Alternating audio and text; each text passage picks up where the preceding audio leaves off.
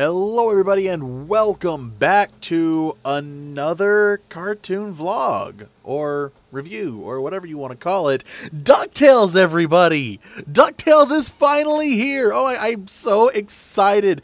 I am a little late to the party. I was on vacation whenever the original aired, but currently episode 1, in all its 44 minutes of glory, is on Disney XD. You need to go and watch it. You need to go enjoy it. And yes, needs to happen. So, if you haven't already seen it, spoilers ahead, because I'm going to be spoiling and critiquing the ever-living fudge out of this cartoon. So, let's go ahead and jump into DuckTales 2017. Woohoo! Let me start by saying this. The art style in this cartoon is extremely unique as far as I'm concerned. I'm trying to think if I've seen anything remotely like it, and honestly, I can't think of anything. It's a beautiful blend of what looks like comic books and animation, but it doesn't, like, that's not even doing the show justice. It's really well done. It's not like it's super hyper detailed, because parts of it are not, but the animation is very fluid and it's extremely well done. Okay, so we begin with Huey and Louie trying to help Donald, which, by the way, is voiced extremely well done. All of them actually are extremely well voiced. And they're trying to help Donald. He has no job. They're trying to get him ready for an interview. They're all living on a boat, and it is just, it's not, I don't want to call it slapstick, because it just feels so much more refined than slapstick. It's physical comedy, and the scene is real funny. They keep messing up. Donald keeps getting hurt, and apparently a babysitter is supposed to show up. Babysitter hasn't shown up yet, and all of a sudden Donald has to leave, and it gets better. Before Donald can actually leave, the boat they're on starts, and then we find Dewey hot-wiring the boat to do who knows what. I don't know. But Donald gets mad. They throw them all in the trunk, and they're all like kind of like griping with one another. And then Donald's like, boys, if we want to keep our home afloat, we've all got to do things that we don't want to do. And that includes going to Duck Manor, because oh yeah, this is gonna be good. The boys are freaking out for the prospect of meeting Scrooge McDuck, and they're talking about how cool Scrooge McDuck is, and I heard he was so strong, and I heard he was so smart, and I heard he's so rich, and they're super excited to meet Scrooge. And then we cut to, quite honestly, super funny situation. What appears to be either business investors or money analysts or something, all played by buzzards, are currently telling like where funding for certain things are being cut here and there.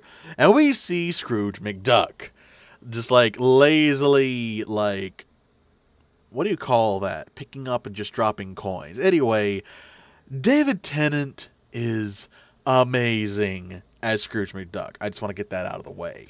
Scene transition, and we... Okay, I can't remember what the old butler's name was, because that's entirely who I was expecting to be the driver of the car. But no! Apparently Scrooge McDuck's driver is Launchpad McQuack. And I love it. His voice is also extremely good. Whoever's playing him, I will look you up and definitely credit you somewhere down the line. But you're doing a great job as Launchpad. And we get another ring in on Scrooge's personality as well as Launchpad's personality.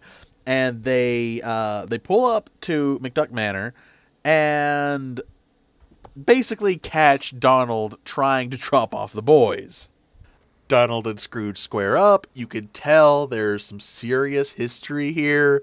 The back and forth is just beautiful. And basically Donald says, Mrs. not McBee. Is it Mrs. McBee? I don't know, said that the maid said that Scrooge could watch the boys for a couple hours, and Scrooge says fine, and then after the argument's over, he's like, wait, what?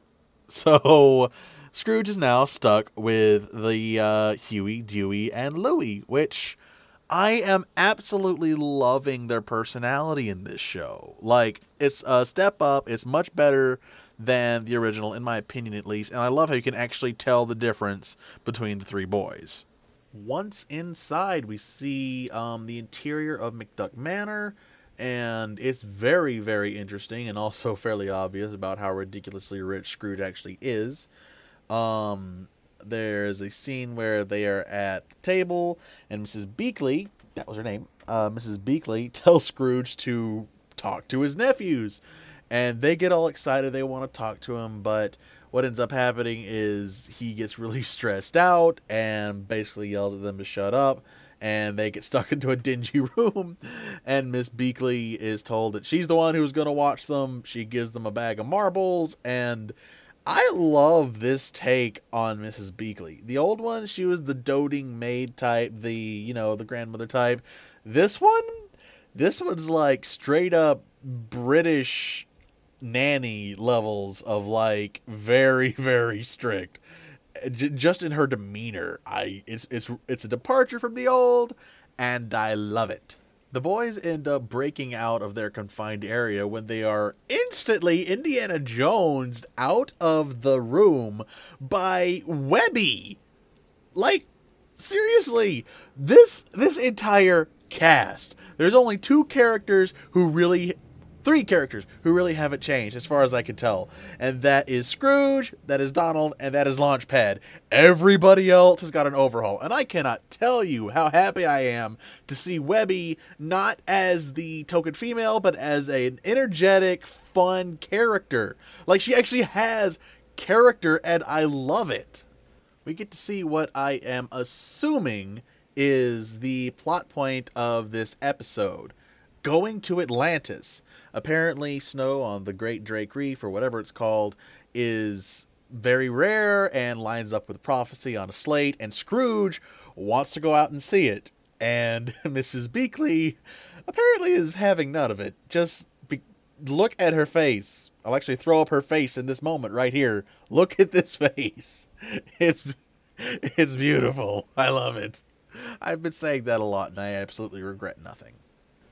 The boys overhear Scrooge basically saying that family is nothing but trouble, and they're kind of upset. The boys and Webby move into the Wing of Secrets, where I'm guessing all of Scrooge's like archaeological, historical artifact stuff is. There's some back and forth between the boys and Webby, and then eventually they see this they see this painting of Scrooge and Donald having this great big adventure, and the boys are like, no, this is fake. There's no way Donald Duck has ever done anything interesting or cool. And Webby's like, he's one of the greatest adventurers of all time. And cut to the interview. Donald fails a fight with a stapler, and then we cut back to the kid crew being in the secret museum place area, and all of a sudden things start going really, really bad. They end up somehow summoning, what was it? Hook Leg the pirate something ghost.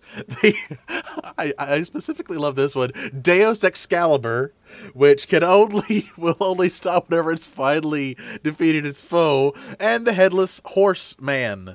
And then they're chasing the kids. Scrooge shows up, and and Scrooge beats them. And they're all super excited. Scrooge gets very upset because what are they doing out of their room? And they're like, sorry, we came into your secret hideout museum. And he's like, what? This is the garage? I absolutely love the accent, by the way. It's fantastic. And apparently they were in the garage, and they just keep that kind of cool stuff in the garage? Scrooge gets mad, words are said, the gong is hit for a third time during this scene, and the dragon awakens, and it just so happens to be a gold hunting dragon. So Dragon flies out, Scrooge jumps on Dragon, and then tells the kids to go away or go back inside. And then there's like, okay, well, we're just going to go and hunt after the dragon anyway. And yeah, that's where we are. A dragon flying over Duckburg with Scrooge on its back.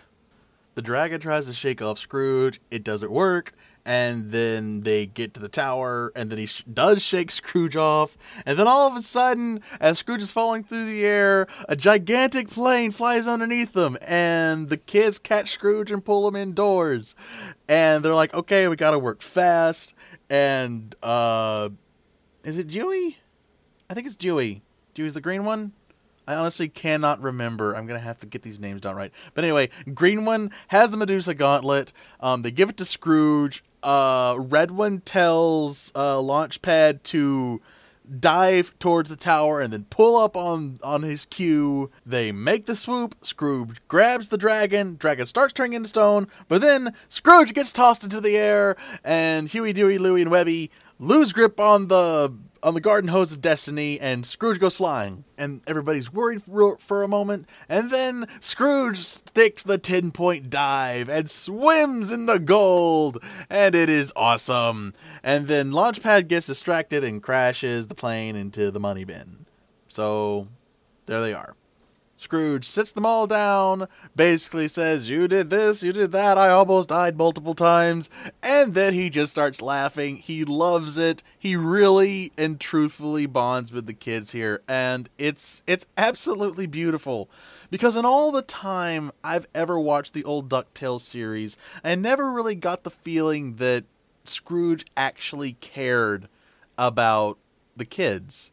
And in this, it shows that he really does care. And he's like, if you guys are nothing but trouble, I might as well keep you around to show you how to get into trouble properly. And then they're all gearing up to look for the lost city of Atlantis. Also, huge plot twist. Donald gets the job, apparently working for Glumgold Enterprises or Industries or whatever, as a sailor, and it's that old duck with the kilt from before, and he's also looking for Atlantis. So the plot thickens. Shut up, phone. I am actually going to call this particular review an episode here, because it feels like a really good stop for a commercial break, if nothing else.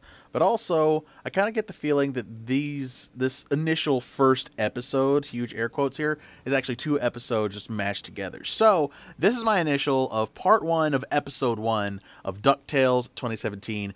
Please go and watch this cartoon. It is still available on YouTube on the Disney XD channel. Go and watch it. You will not regret it.